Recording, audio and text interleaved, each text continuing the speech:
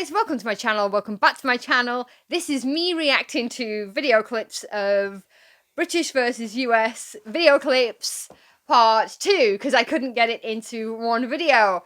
So thank you so much for the love you showed on the first one.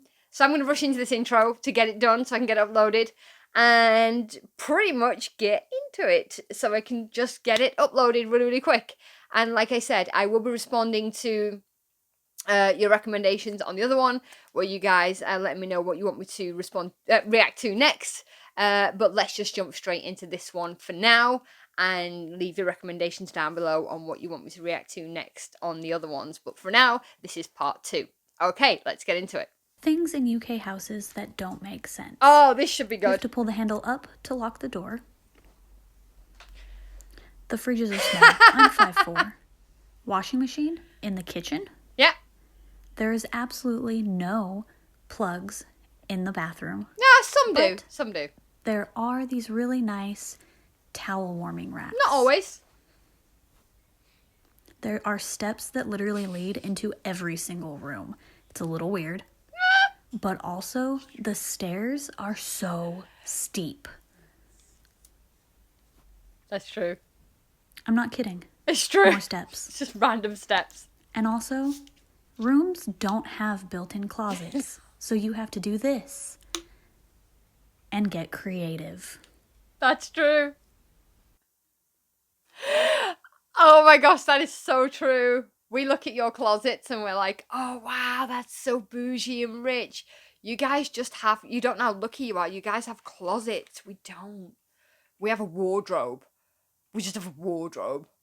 And yeah, a lot of houses do have these random little steps. I think houses are so uneven. We just have to kind of balance it out some way and just have these random little steps everywhere. My dad's house has those as well. These random little steps. My bedroom used to have it. My dad's house still does. Has like these random little steps. I remember explaining to my friends, I have like the staircase up to my dad's house, and then you have this other little step up to the office, and then you go around, and you have another little steps that go down into my room. It's just like, yeah, you do. It's just the way it is. It's so true. So true. The fridge things, yeah, all factual. Factual. Oh, you guys get a lot more space as well for your money. I can't even begin to go into it. I've always wondered what Americans eat for Christmas dinner. We traditionally have a turkey roast dinner and trimmings. What do you guys have? So this is absolutely going to vary from family to family and coast to coast, especially because some families celebrate Thanksgiving while others do not. If you do celebrate Thanksgiving, the traditional meal is similar to what you just described. Turkey, stuffing, mashed potatoes, dinner rolls, pie for dessert, all that good stuff. If you're also doing a Christmas dinner, most families will do the traditional route and do basically the exact same meal they just had a month ago, other than instead of having turkey, they would have prime rib or steak or ham or just a different type of meat. That's what my family always did. We pretty much kept it the same, but my husband's family always switched it up. So some years they kept it traditional. For the most part, they would pick a different theme every year. So some years they would do Mexican food, some years they would do Italian food. They would just kind of change it up, keep things interesting, which I think is super fun. But I would love if any Americans are watching this to comment down below and let me know what you have, because I think it's cool when people eat something different. Texan living in the UK. There's music on it. UK, and here's another major difference that I noticed. But we'll just try and keep it on anyway because she's pretty. In the US, these guys are... Donovan just went. They broke his neck. Is that really shallow of me? That's really shallow of me. No, because some, in all honesty, some sounds they'll allow on YouTube, but it's that. Oh yeah, that one. No, you know the one I mean. Yeah. That one they always use. Oh, it's yeah. not a song. It's that sound on TikTok. Yeah. That dun dun dun dun dun dun dun dun dun dun dun dun dun. That one they usually allow. I don't know. How's it go? Don't make me sing it again. Oh, I've paused that poor woman's face in a very unfortunate position. But when we find out, can we like edit it out? Is this all gonna stay in? Are we gonna? You guys are getting to see behind the scenes on how we're gonna do this. Because the TikToks with sounding, we're gonna have to take out because it's gonna get copyright. We do not want that. You know why? Because I need to earn some mother effing money. That's why.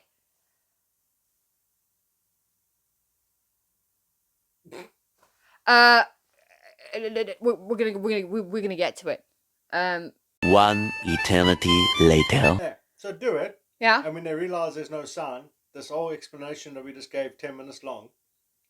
No, but like when we upload it, can we just take it back down, take this talk out? Right. Let's go back, you. I'm a Texan living in the UK, and here's another major difference that I noticed. Eggs.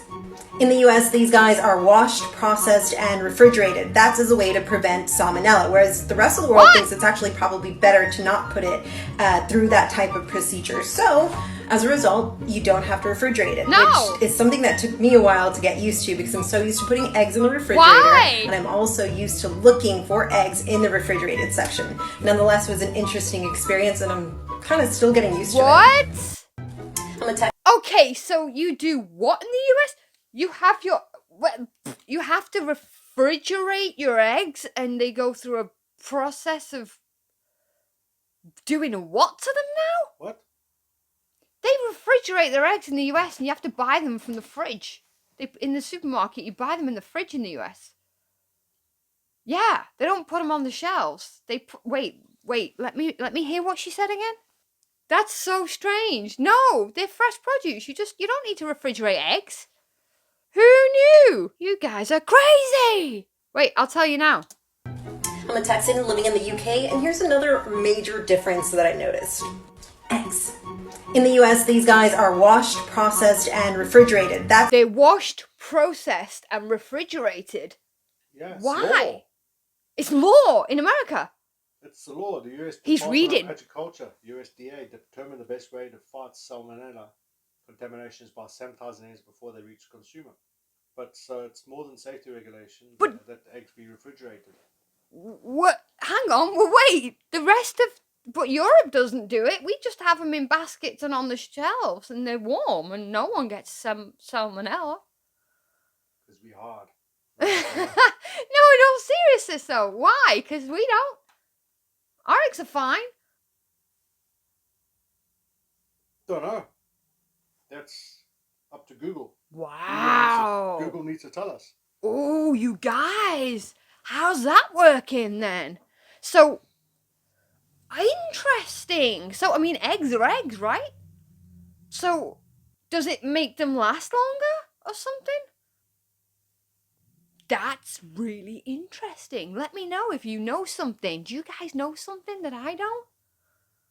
Because, I mean, I've never had an issue. I mean, our eggs are stamped with a use-by date, but no, our eggs just come, the milkman will deliver them, or you'll just buy them from the store. They're not refrigerated at all. They're just on the shelves or in a basket. You'll find in the same refrigerators butter, cheese, and milk. Wow, no, ours are not. Nothing is done with them. They're just from the farm to the basket, or from the farm to the farm shop, or from the farm to the shelf, right? There's no temperature control or anything. And it's the same in the rest of Europe. I've never seen them in the fridge in Spain or in France or anywhere like that. Well, there you go. Maybe, I don't know. That's different. Hi, I want to talk to you about some of the reverse culture shocks that I have as an American visiting my family in the US, having lived outside of the US for 7 years now. Okay. Because, why not? Because I'm home for Thanksgiving for Why the not? first time since 2015. Tell us. And I was like, let's just go all in on this American stuff. Do it. And there's so many Tell things us. that, I know about, but they still surprise me. Tell us. I know they're gonna happen. I know, but I still experience it, and I'm like, oh, so let's do that. Do it. The first one, oh my god, noticed right away, because when I got home from the airport, I made myself a cup of tea, and, the rumors are true about what they say on TikTok, that fucking kettles take a million years to boil in the US. I really thought that was a rumor. I was like, no, I used to have tea growing up and our kettles were fine. See, I didn't even know you had kettles in the US, because when I visited, there weren't really kettles. But I did see them in the shops, that's a lie. Okay, so they take a long time. No, it takes so long. I literally thought maybe it wasn't even plugged in for the first few minutes, because it didn't even start making the boiling noise for ages. Number 2, this is maybe a bit TMI, but how much water is in the toilets? It's insane. It's just weird to look at. The third thing that, like, I know... Wait, I can't move on from that one so quickly. It's a fact. It's a fact. We know me and my issues with how much water you guys have in your toilets in the US. It's unnecessary. The splashback is an issue. It's such an issue. I know, no, I'm gonna be crude, but soup? Like, why? Okay, stop. Is gonna happen when I'm in the US, but I still can't believe, is seeing how big some of the fruit is. Like, apples and lemons specifically are like literally double the size of the apples and the lemons I get in the UK. I'd say lemons I get, if I'm cooking you guys have lemons, big in the apples. UK are about the same size as limes are in the US. Yeah. And like an apple could be like that big. That's like the size of my head. That's insane. What are we putting in these fruits? Okay, and the last one for now is the experience of being in an American supermarket. Like, I shop at a big supermarket in the UK, like, you know, like a big Tesco's, like, we have big supermarkets. But it's just something about the big supermarkets in the US that's, like, an out-of-body experience. And it's not necessarily the size of the supermarket, because, like I said, we have it's the size of the stuff in the supermarkets.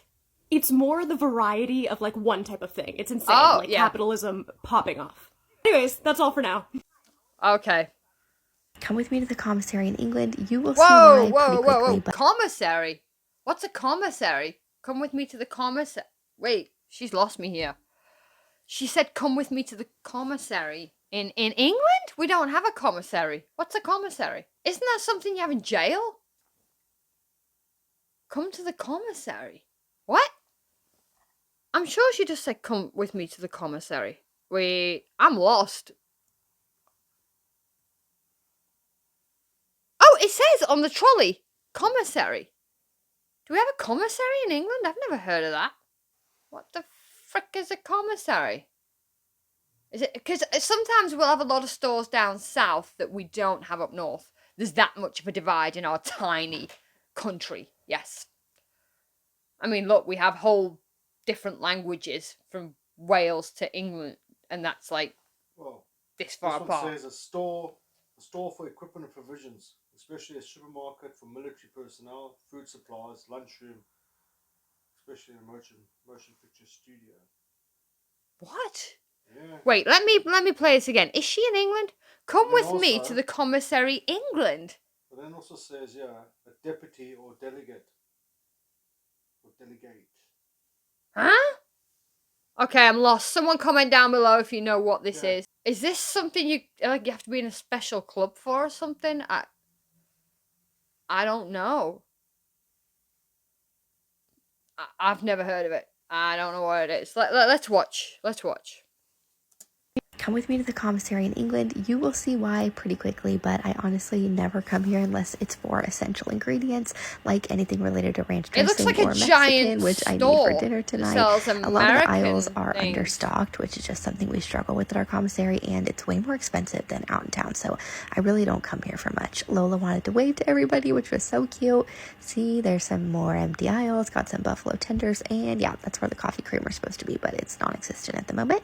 I wound up in the Halloween section, which I didn't plan to be there, but my husband loves these pumpkins, and I found these Kit Kats I wanted to try, and that was it. You guys could probably help me out with that one. I really don't know.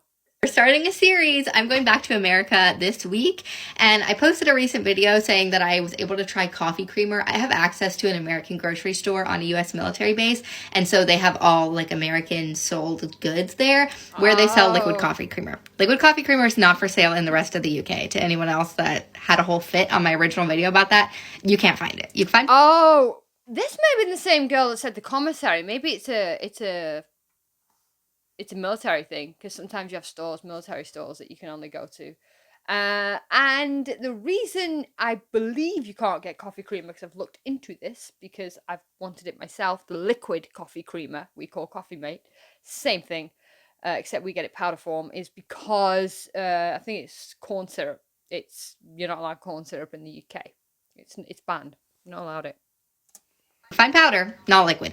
Anyway, I tried it, and it's something that I used to love when I lived in the US, and it was disgusting. I really didn't like it. It was so artificially sweet, and I just like could not. So now everyone's commenting and saying that I have to try bread. Apparently bread is a lot sweeter in the US, which I know for a fact the bread I used to buy was like a sprouted organic bread, so I don't believe that it has sugar in it. But I'm going to go back and try some foods that I used to love and see if I still love them or if they taste weird now. So if you have anything you want to see, please leave a comment, because I don't know what else I should try while I'm home. Okay, well, I hate to break it to you, but bread has sugar in it, even in the UK. If it's white bread, it sure as hell has sugar in it. They slip that sucker in there, they do. It's got it in.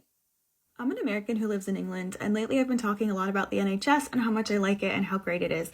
But I thought I would maybe educate people who aren't as familiar with the American healthcare system as I am, because when I have explained it, some people have been quite shocked about how messed up the system is. So, similar to national insurance, out of your paycheck each month or every 2 weeks, how often you get paid, comes what you pay for insurance, and your employer contributes to. And the amount varies depending on your policy. If you have a kick-ass policy, you probably pay a lot more. If your deductible's lower, you probably pay more. You can get ones that have really low monthly payments, but your deductible's a lot higher. So all that varies. A deductible is what you have to pay yourself before insurance pays anything, right? So if you have a surgery that costs $10,000 and your deductible is $5,000, you have to pay $5,000 before insurance covers anything, right? So you pay the $5,000, and then the remaining $5,000, sometimes insurance covers all of it. Sometimes you just have to pay a copay of like $200. Yeah, I heard about that. Sometimes insurance is like, oh, well, we covered 75% of this thing, 50% of this thing, and then you have to pay the rest. But again, it depends on your policy. Yeah. You also have copays, which are... I heard about this Again, they vary between plan to plan. My copay for my GP was always $20. Every time I went, I had to pay $20. Specialists like rheumatologists, gastroenterologists, all those things are usually higher. They were on my plan, so I had to pay $75 every time I went to see one of those. I had an MRI once. My copay was like $100. Yeah, I guess that could suck. Again, not every plan has this copay. Some plans you don't have any copay. Ours was quite a low copay. Some people pay more, some people pay less. And your copay does not count towards your deductible. So even if you spend, $100 at a specialist, that does not count towards your deductible. You still have to pay all of your deductible. And again, if you have a better plan, your deductible's lower. It all depends on your policy. Right. And for us, that did not include dental or vision insurance. We had to pay for that separately, which was typically a lot less each month. So for me, I paid $18 for vision and $12 for dental.